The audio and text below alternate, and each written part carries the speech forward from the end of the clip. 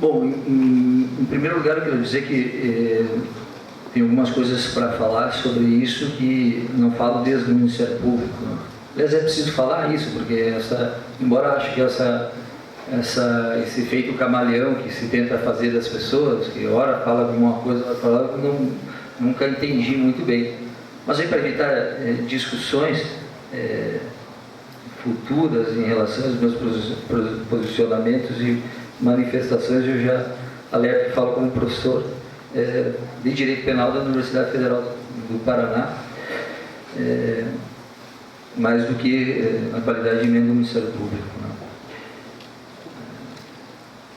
E vou roubar para um início de frase do Marx, quando ele falava que um fantasma ronda a Europa, o mundo, dizer que um fantasma ronda o Brasil. Um fantasma ronda o Brasil, um fantasma assombra e contamina o Brasil. Esse fantasma é o Estado policial. Esse fantasma é a ditadura, é o Estado totalitário. Isso acontece e tem algumas explicações para isso. Nós vivemos numa época de completa erosão do direito. O direito penal e o direito penal processual penal, ou seja, o direito penal, aquele que tem como função proteger o cidadão do poder do Estado, e o processo penal como espaço de exercício de um direito de defesa, desapareceram no Brasil.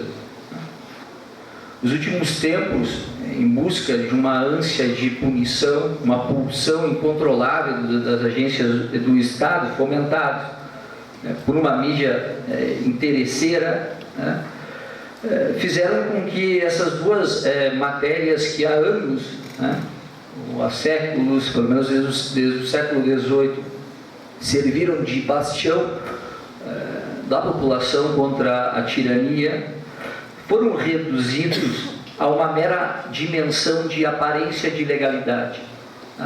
Essa aparência de legalidade é muito comum nos estados, nas ditaduras militares, inclusive quando praticam atos extremamente graves, como torturas.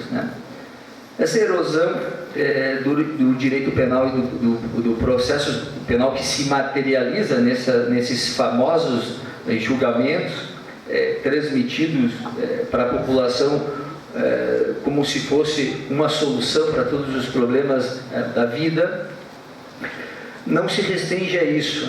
Essa erosão também é uma erosão que se vê na política. Nós vivemos um momento de completa destruição dos partidos políticos. Sobretudo por conta dessa mescla, desse incesto que é a relação, ou pelo que se estabeleceu no Brasil, entre o público e o privado, desse clientelismo que vem desde da colônia. Basta pensar que a maioria dos partidos estão envolvidos, com raras exceções, até o pescoço, num financiamento absurdo de campanhas, onde evidentemente o interesse privado, o interesse econômico das grandes empresas dominam a política. Também há uma erosão do poder ético do Estado. Sabe por quê? Porque o Estado, uma das características de um princípio de república é que o Estado não se nivele aos delinquentes, que o Estado tenha para si uma proteção ética que impeça que você, que impeça que ele seja diferenciado, seja igualado aos autores de delito. Quando o Estado se rebaixa, quando o Estado se comporta, o Estado, suas agências policiais se comportam como delinquentes, o princípio ético desaparece do Estado republicano. E quando o Estado não respeita uma diferenciação entre autores em uma situação igual, esse princípio ético desaparece. Isso vem acontecendo recentemente. Pelo mesmo fato, pela mesma contribuição, nós chegamos a um ponto de admitir que um autor receba 20 anos e outro, né, que utiliza de traição, de deslealdade, possa ir para casa. É disso que nós estamos falando, da mesma pessoa que fez o mesmo fato, mas o fato de mostrar o arrependimento posterior lhe permite ir para casa sem que nada tivesse acontecido. Enquanto o outro, que resistiu, simplesmente porque não quis colaborar, né, tem que cumprir uma pena de 20 anos. Isso simplesmente é uma destruição completa do limite ético do Estado. E depois existe uma erosão absurda nas instituições democráticas desse país. Existe uma mescla, uma confusão entre polícia, Ministério Público e magistratura que é inadmissível no Estado Democrático de Direito. Quando essa contaminação compromete o sistema político, isso gera um problema muito mais grave. Agora, claro que toda essa bagunça, né, que é essa destruição do Estado de Direito que nós estamos vivendo, gera uma estabilidade política não só que não se restringe ao Brasil, uma estabilidade, por exemplo, na América Latina, de 85 a 2005, 13 presidentes eleitos foram removidos ou forçados a renunciar. Quer dizer, a presidência, como grande expressão do poder político do povo, pode ser interrompida por uma renúncia pressionada por grupos conservadores, ora com mentiras, ora com farsas, né? Ou presidências são interrompidas com golpes militares. Como os golpes militares já são antiquados, já virou uma peça de museu, né? Agora a grande moda, né? O grande exercício cool da brutalidade é o golpe, né? É o golpe de Estado encoberto, né? O golpe de Estado encoberto é justamente esse, que te dá uma aparência de legalidade, mas que no fundo é uma grande expressão de uma farsa. Uma farsa que é preciso mostrar, né? É preciso ter essa cortina, porque senão as pessoas não conseguem apoiar essa farsa, né? Agora nós precisamos desvelar isso, né? A gente precisa mostrar por que é uma farsa. Não basta dizer, o impeachment está na Constituição. E daí? Claro que está na Constituição. Qualquer pessoa que consiga abrir esse livrinho consegue ver que ela está lá. Mas ela está lá não para remoção, né? Não para remoção das nossas autoridades a bel gosto. Claro que não, porque se fosse assim não teria sentido nós utilizarmos um sistema presidencialista. Era melhor ser um parlamentarismo, e se tu não tem maioria, tu tira o cara. Isso no parlamentarismo pode acontecer, né? Isso pode acontecer, mas o presidencialismo, o presidente da República tenha direito, ainda que tenha todo o parlamento contra, ainda que o povo não queira, né, tem direito ao exercício do seu cargo, né, e de perder o seu cargo quando termine, em eleições livres, né. Agora, o que está acontecendo, e é por isso que a discussão não está se o impeachment é legal ou é constitucional, não é. Claro que pode ser constitucional. Pode ser constitucional desde que tu tenha por detrás dele, né, o que está aqui, o que está aqui nas minhas costas. E o que está aqui nas minhas costas não é o que tu diz, não é o que tu acha, não é achismo, não é tu pegar o ministro da Justiça, do Fernando Henrique, e mandar ele assinar uma petição dizendo que ele quer o impeachment. Não é pegar uma débil mental que é sequer reconhecida no direito penal como uma grande líder para derrubar um governo, tá? Isso não tem cabimento, porque é preciso, a questão é clara, não sou eu que estou dizendo, não sou eu professor de direito penal, precisa ver um crime de responsabilidade, e crime de responsabilidade não é o que esses dois, né? Não é o que esse filhote da ditadura fala, né? E nem o que essa professora, né? O que essa professora imagina, né? O que essa professora imagina, só na cabeça dela. É possível imaginar um delito de responsabilidade por omissão, né? Um delito de responsabilidade por omissão é uma grande idiotice, né?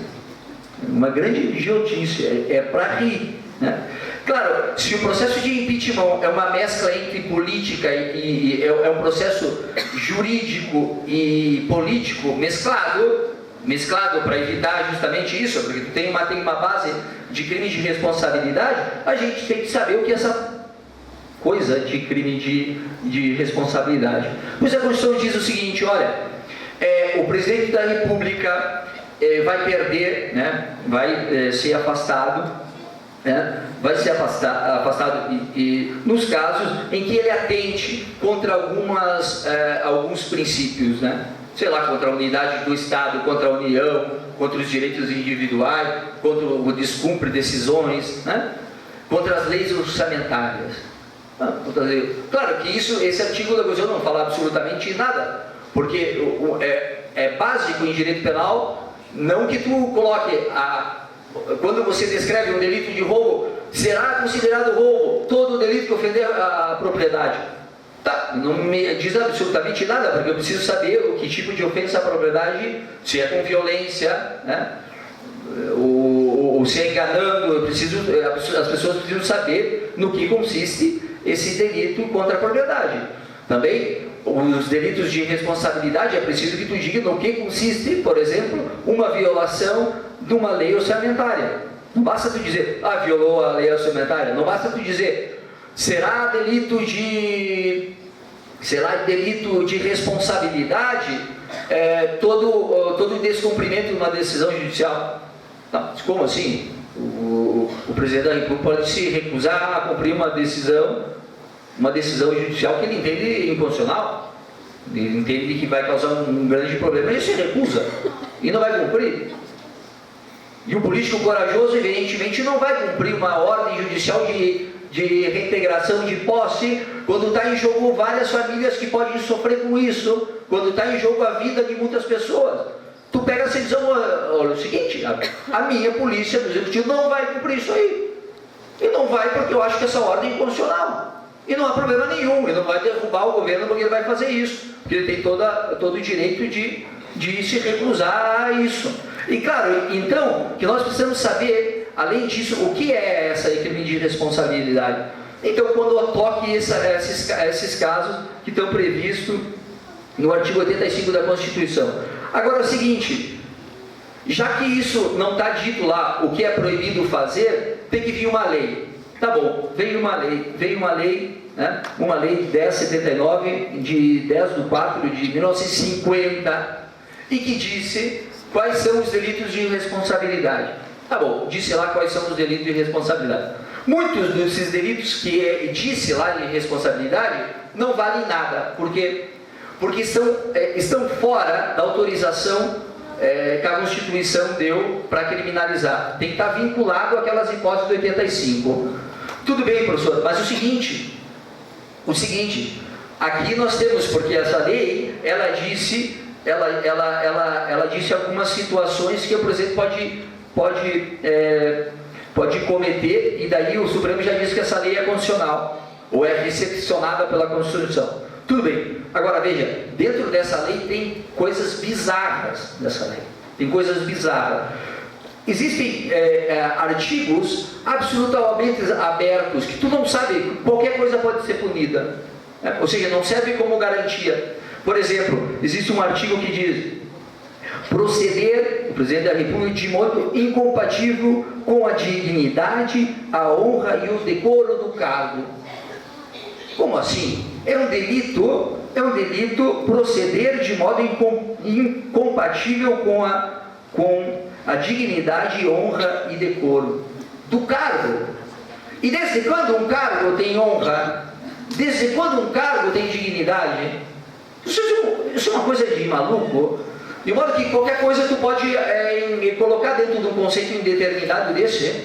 E em direito penal, ninguém pode admitir que exista um delito consistente nisso. Existe um delito também que fala o seguinte: permitir de forma tácita ou expressa infração de lei federal de ordem pública. Como assim? O que é ordem pública? Sei lá, ordem pública foi o que tu achar que é. O que para você pode ser que é ordem, eu posso imaginar que seja desordem.